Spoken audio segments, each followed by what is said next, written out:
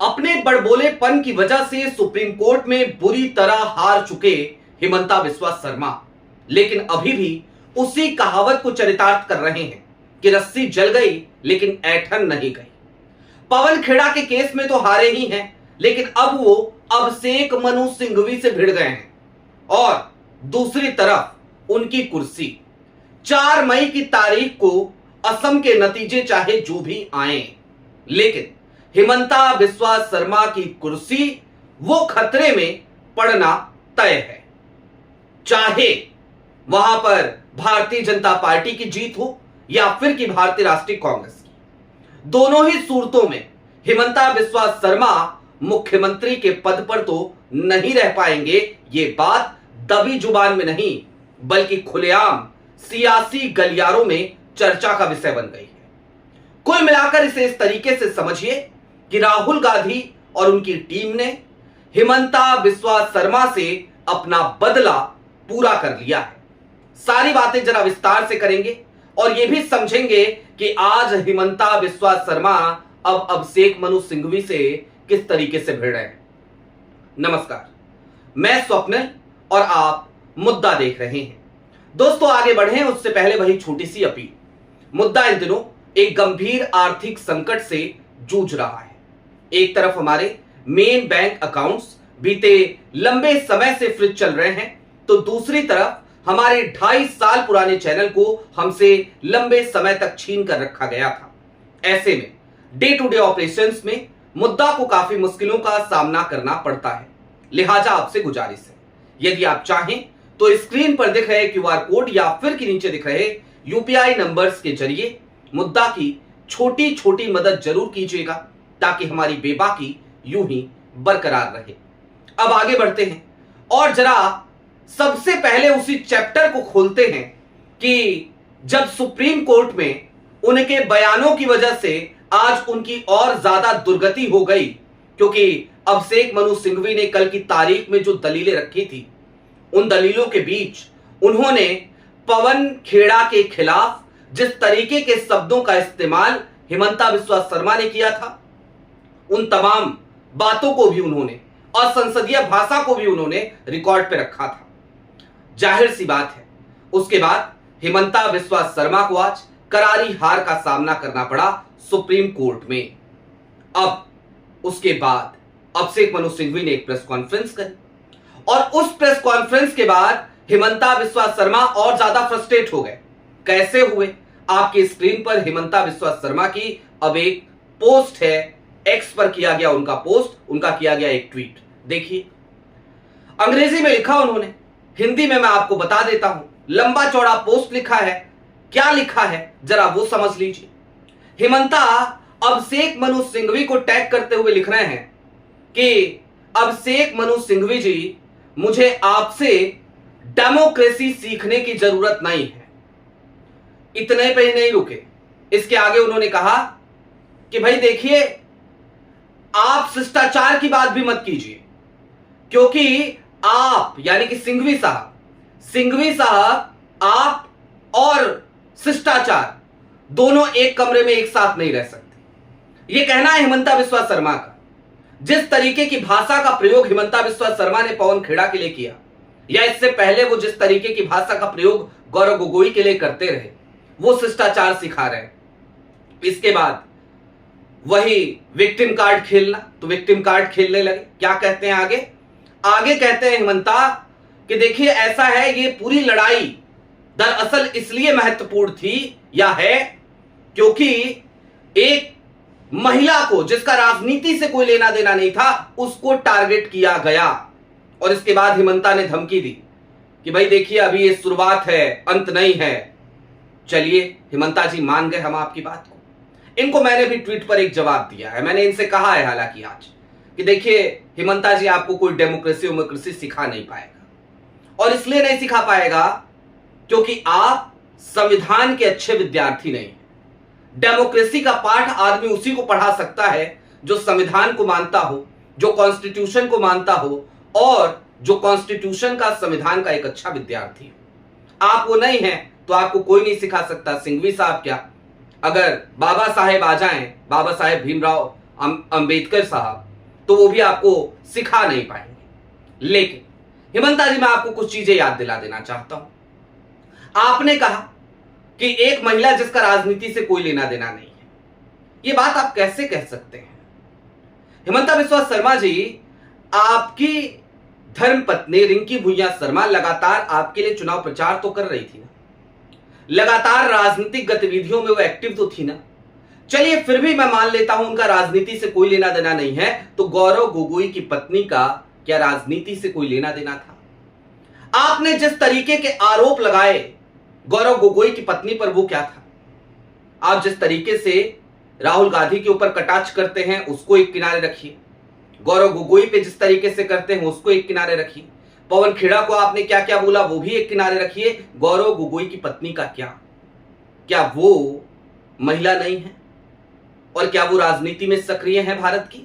जवाब है नहीं। तो फिर भला आप आज की तारीख में ये बात कहने के हकदार नहीं हो सकते, क्योंकि आपकी पत्नी तो फिर भी चुनाव प्रचार करती हुई नजर आई। गौरव गोगोई की पत्नी ने तो आज तक कभी चुनाव प्रचार किया ही नहीं है गौरव गोगोई के लिए, उतना तक नहीं किया है। राजनीति के र से और पॉलिटिक्स के पी से उनका कोई लेना देना नहीं है। खैर, ये तो हो गई हिमंता जी को मेरी तरफ से जो जवाब मुझे देना था वो मैंने दे दिया, लेकिन अब यहां पे रुक जाए तो फिर क्या ही बात हो। मैंने आपसे कहा था कुर्सी गई, तो जरा कुर्सी कैसे गई अब उसको समझ लीजिए चलते चलते, वो बड़ा महत्वपूर्ण है। 4 मई की तारीख का इंतजार तो भैया देखिए हर कोई कर रहा है। सबकी नजर अब पश्चिम बंगाल पे है, लेकिन मेरी नजर अब असम पे है। और क्यों है असम पे? क्योंकि असम का चुनाव बहुत ज्यादा निर्णायक हो गया है।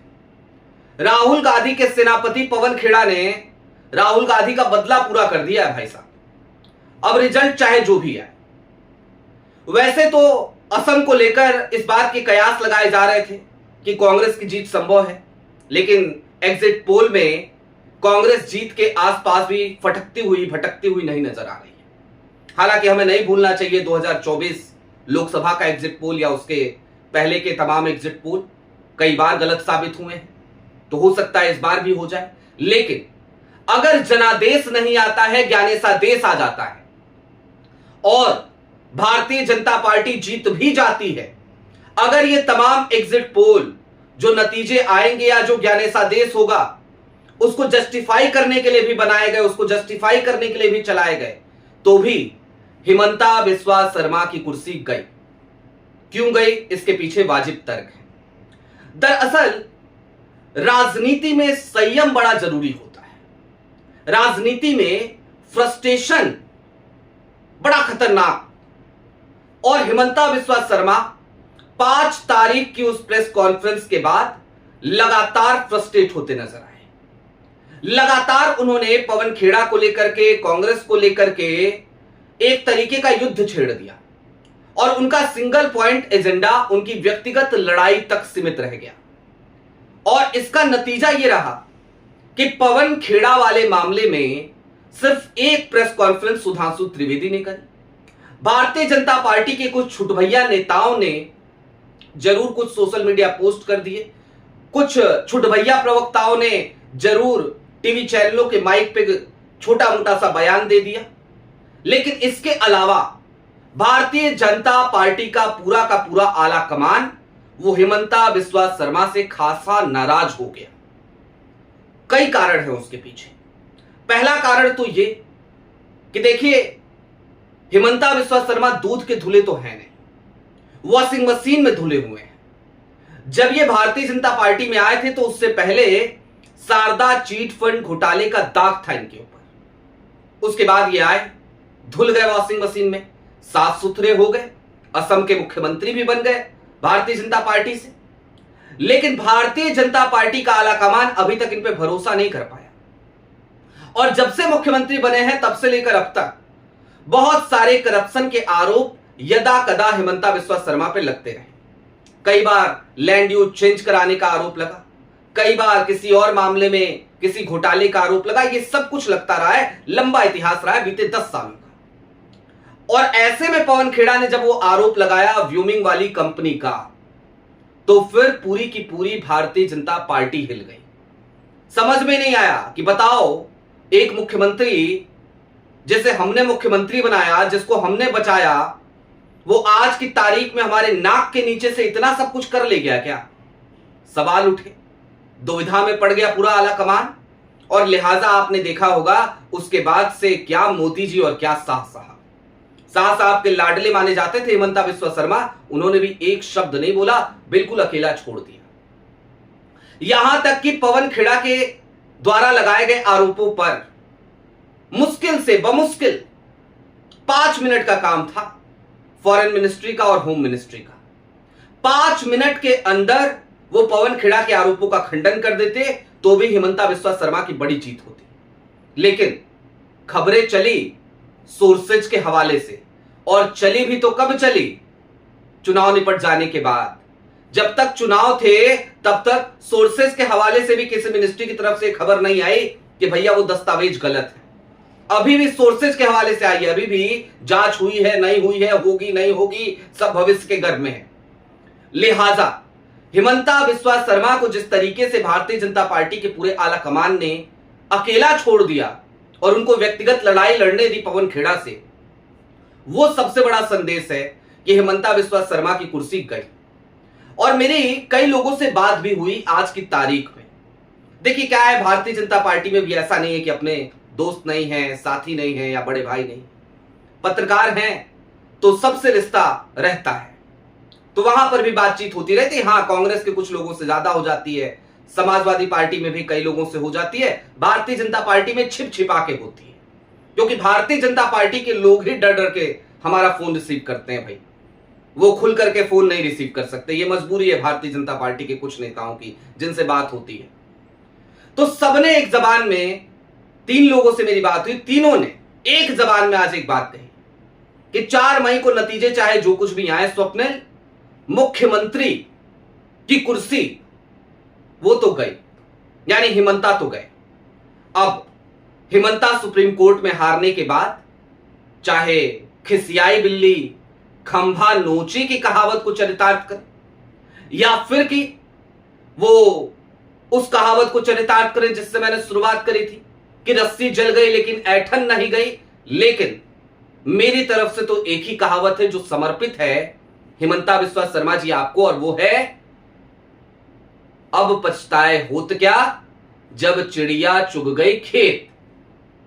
और यहां पे तो आप खुद ही चिड़िया बनकर अपना ही खेत चुग लिए।